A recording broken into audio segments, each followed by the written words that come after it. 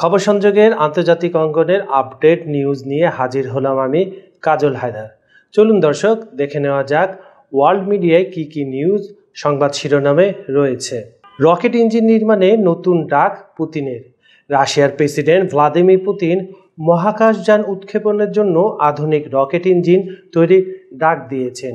একই সঙ্গে তিনি মহাকাশ প্রযুক্তিতে রাশিয়ার নেতৃস্থানীয় অবস্থান ধরে রাখার প্রতিশ্রুতি ফের ব্যক্ত করেছেন। এর মধ্যে আন্তর্জাতিক মহলে আলোচনায় এসেছে পুতিন ও চীনের প্রেসিডেন্ট শি জিনপিংয়ের মধ্যে মানবদেহে অঙ্গ প্রতিস্থাপন ও দীর্ঘায়ু নিয়ে হওয়া কথোপকথনের ভিডিও সরিয়ে নেওয়ার ঘটনা। প্রথম নিউজটায় আমরা দর্শক চলে যাই, সেটা ছিল রকেট ইঞ্জিনের নতুন প্রতিযোগিতার আহ্বান।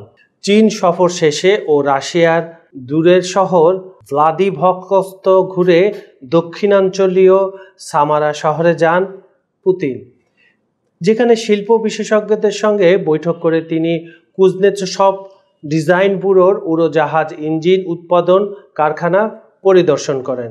এ সময় পরিদর্শনকালে তিনি বিভিন্ন ম্যানুফ্যাকচারিং কোম্পানিগুলো ঘুরে দেখেন এবং এগুলার আপডেট জানতে চান। পুতিন বলেন, মহাকাশ শিল্পে রাশিয়া এখনও একটি নেতৃত্বস্থানীয় শক্তি। আমরা জানি যে সোভিয়েত ইউনিয়ন থাকাকালীন সময় মার্কিন যুক্তরাষ্ট্র এবং সোভিয়েত ইউনিয়ন, এখন যেটা ভেঙে রাশিয়া হয়েছে, তাদের মধ্যে মহাকাশ জয় করার একটা প্রবণতা ছিল। আমরা নিউজে ফিরে আসি। উৎক্ষেপণযান সহ সহায়ক রকেট ইঞ্জিন সহ উৎপাদন সক্ষমতাকে ধারাবাহিকভাবে নবায়ন করা জরুরি বলে তিনি মনে করেন। এর মাধ্যমে শুধু নিজেদের চাহিদা পূরণ নয়, বরং বিশ্ববাজারেও প্রতিযোগিতায় নামতে হবে রাশিয়াকে। এদিকে পশ্চিমা নিষেধাজ্ঞা সত্ত্বেও রাশিয়া ইঞ্জিন প্রযুক্তিতে নতুন উদ্ভাবনে সফল হয়েছে বলে তিনি জানান। বিশেষ করে জ্বালানি খাতে এসব ইঞ্জিন ইতিমধ্যে ব্যবহার হচ্ছে। উদাহরণ হিসাবে তিনি আধুনিকায়ন করা PD-26 উড়োজাহাজ ইঞ্জিনের কথা উল্লেখ করেন, যা সামরিক পরিবহনের বিমান ও নতুন প্রজন্মের বৃহৎ যাত্রীবাহী উড়োজাহাজ তৈরিতে ব্যবহার করা হবে। পরে যে আরেকটা প্রসঙ্গ ছিল, যেটা নিয়ে প্রায় 2-3 দিন ধরে বিশ্ব মিডিয়া তোলপাড় ছিল, সেই নিউজটা আমরা দেখে আসি যে এই নিউজের আপডেট কি রয়েছে। মানুষের দীর্ঘায়ু যে আলাপ ও ভিডিও সরানোর ঘটনা।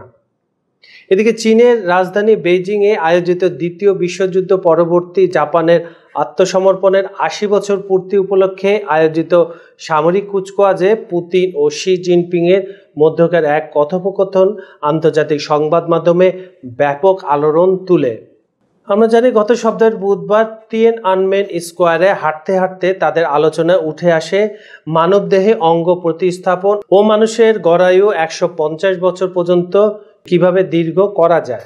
অসতর্কতাবশত এই কথোপকথন চীনের রাষ্ট্রীয় টেলিভিশনের মাইক্রোফোনে ধরা পড়ে, যা সরাসরি সম্প্রচার হয়ে যায়। সেই সময় এটা অফিসিয়ালি করা হয়নি, এটা ওনারা যখন কথা বলছিল তখন জাতীয় টেলিভিশনের মাইক্রোফোনটি ওখানে ছিল, সেটা ক্যাচ করে যায় এবং সেটা লাইভে চলে যায়। পুতিনকে তার দোভাষী চীনা ভাষার অনুবাদ করে বলছিলেন, জীব প্রযুক্তির উন্নতির কারণে মানুষের অঙ্গ প্রতিস্থাপন করা সম্ভব। আপনি যত বেশি দিন বাঁচবেন ততই তরুণ থাকবেন, এমনকি অমরত্ব অর্জন সম্ভব।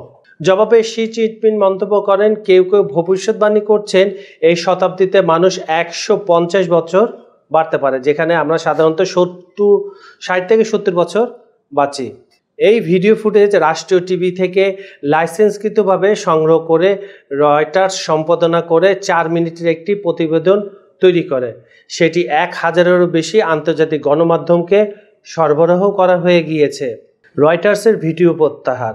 তবে পরে চীনের রাষ্ট্রীয় সম্প্রচার সংস্থা সিসিটিভির আইনজীবী দল অভিযোগ তোলে যে রয়টার্স তাদের লাইসেন্সের সীমা ছাড়িয়ে ভিডিও ব্যবহার করেছে এবং সম্পাদনের মাধ্যমে বক্তব্য বিকৃত করেছে, আর এই কারণে ভিডিও সরানোর দাবি জানানো হয়। এদিকে এই পরিস্থিতি যখন জটিল হতে থাকে, তখন রয়টার্স শুক্রবার তাদের ওয়েবসাইট থেকে ভিডিওটি সরিয়ে দেয়। গ্রাহকদের জানানো হয় ভিডিওটি আর প্রকাশ করার আইনি অনুমতি নেই। তবে রয়টার্স নিজেদের অবস্থানে অনড় থেকে জানায়, তারা ফুটেজ সতর্কভাবে পর্যালোচনা করেছে এবং তাদের দীর্ঘদিনের নিরপেক্ষ সাংবাদিকতার মান ক্ষুণ্ণ হয়নি। প্রতিষ্ঠানটি কোনো দোষ স্বীকার করেনি। এদিকে কি দ্বৈত বার্তা আসলো এটা আমরা দেখে নিই। একদিকে মহাকাশ প্রযুক্তি ও রকেট ইঞ্জিন বিশ্ব প্রতিযোগিতায় রাশিয়ার সক্রিয়তার বার্তা দিচ্ছেন পুতিন, অন্যদিকে অঙ্গ প্রতিস্থাপন ও দীর্ঘায়ু প্রসঙ্গে তার আলাপচারিতা আলোচনায় এসেছে বিজ্ঞানের ভবিষ্যৎ সম্ভাবনা। আন্তর্জাতিক সম্পর্ক, প্রযুক্তি উন্নয়ন ও সংবাদ মাধ্যমের আইনি লড়াই সব মিলিয়ে পুতিন ও শি জিনপিংয়ের সাম্প্রতিক কার্যক্রম বিশ্বমঞ্চে নতুন মাত্রা যোগ করেছে। সুপ্রিয় দর্শক, আন্তর্জাতিক অঙ্গনে ঘটে যাওয়া নিউজ নিয়ে আজকের আয়োজন এখানে শেষ করছি। আপনারা চোখ রাখুন খবর সংযোগ ফেসবুক পেজ ও ইউটিউব চ্যানেলে। আমাদের ভিডিওগুলো লাইক, কমেন্ট ও শেয়ার করুন। আমাদের চ্যানেলটি সাবস্ক্রাইব করে রাখুন। আজ এখানেই বিদায় নিচ্ছি। আগামীকাল আবার দেখা হবে একই সময় একই চ্যানেলে। ভালো থাকবেন, নিরাপদে থাকবেন। ধন্যবাদ সবাইকে।